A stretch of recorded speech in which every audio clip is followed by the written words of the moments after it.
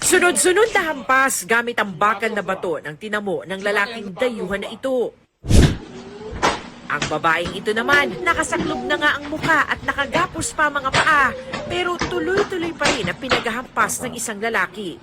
Kuha raw ang mga videong ito sa loob ng sinalakay na Lucky South 99 Pogo Hub sa Porac, Pampanga. Oy, sino yan? Sino yan? Oy! Ano yan? Ay, stop.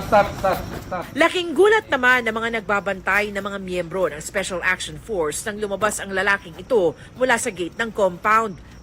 Bit-bit pa niya kasi ang bakal na bed frame ng isang kama. Dali mo dito.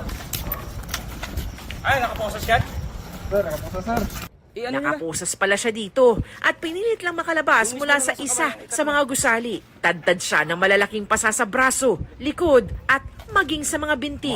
May black eye rin siya at puno ng mga galos at sugat. Bakas rin sa kanyang damit ang natuyong dugo. Nalamang bukod sa biktima ng torture, kidnap victim rin ang lalaking Chinese at iniwan na lang ng matunugan ng raid noong Martes. Bago nito, nakarescue rin ng mga otoridad ng isang babaeng Chinese na kidnap victim at 7 Pinay na biktima ng illegal detention. Ang Presidential Anti-Organized Crime Commission o PAOC may iba pang hinahanap ng mga biktima.